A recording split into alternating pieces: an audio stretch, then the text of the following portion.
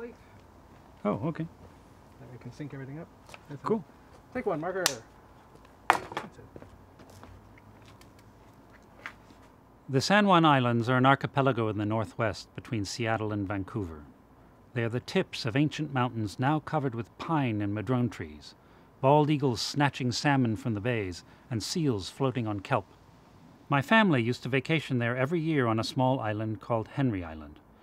My sister says it was the church we grew up in, where we were gifted with witnessing the strength and delicacy of nature, and were struck every day with a sense of the infinite. I wanted my own children to experience this place, so one summer I took them camping there. My mother came along. She had, in a sense, grown up on this island too. And one afternoon, as I was sliding into a nap, Lucia, my then 9-year-old daughter, ran over to say, "The whales are coming! The whales are coming!" And you could hear the orca making their journey up the brilliantly cold water of the Straits of Juan de Fuca with that sound. "Let's go say hi!" I tell her to go ask Granny, confident that my mother would realize that trekking down the bluff, dragging the canoe down the rocks to the water, paddling a mile out into the straits, all before the whales moved north around Kellett's Bluff, wasn't worth it. But she said sure. So, with my mother in the bow, my daughter Lucia and my 3-year-old son Kai in the middle, and me paddling in the stern, we headed out. The straits were filled with boats. At one point I counted 40 of them, and everywhere there were black fins and puffs of steam from the lungs of the whales. We heard the loudspeakers on one of the whale-watching boats announce that all 3 resident pods in the San Juans were in attendance. This meant this was a kind of get-together or potluck or community social of over 80 orca whales.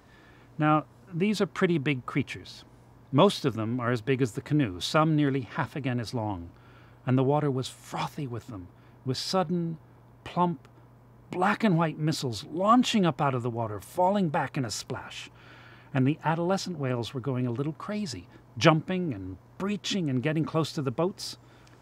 Adolescents of all species are a little dangerous, so I steered the canoe over to the cliff on Kellett's Bluff to rest the canoe on the kelp bed.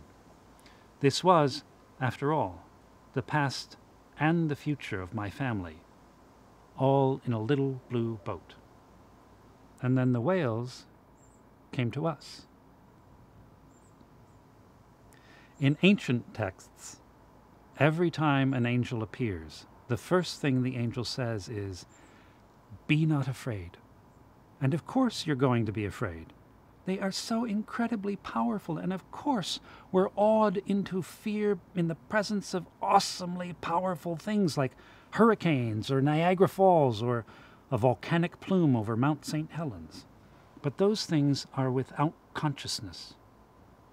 Imagine being one of those shepherds 2,000 years ago, and some super bright light unfolds into this beautiful being who speaks to you.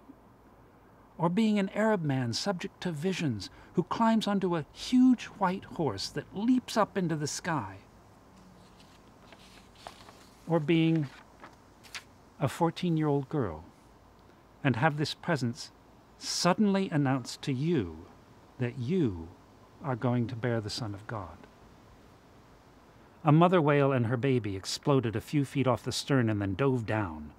A couple of huge males charging north dove away from us, and we could see them underwater off to the side.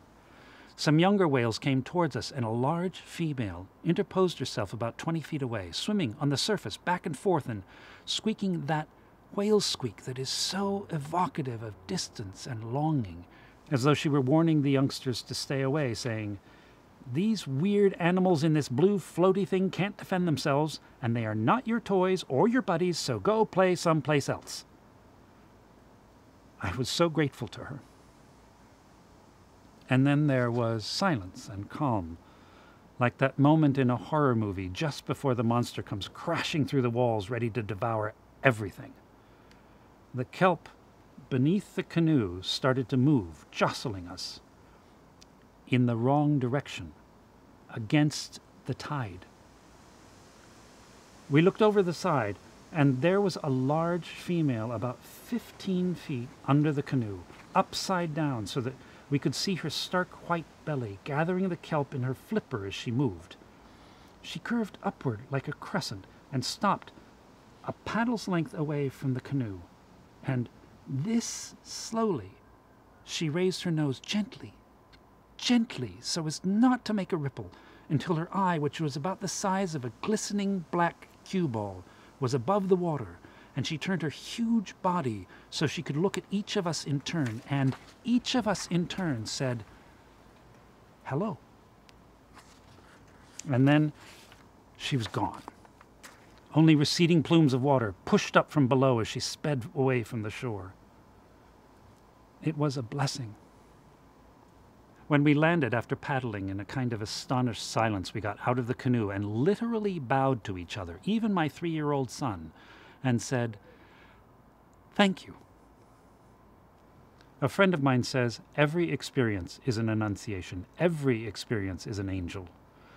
What she says is, this too is Shiva. In the Mahabharata, one of the Hindu holy epics, Shiva the god is depicted as the standard of invincibility, might, and terror, as well as a figure of honor, delight, and brilliance, both creativity and destruction. Open the door. What's there? This too is Shiva. And I know you've had this moment, this Shiva moment, this terribly frightening angel moment, this whale suddenly lifting itself beside your boat. And what do? You face it. You witness and bow to the power that's in front of you.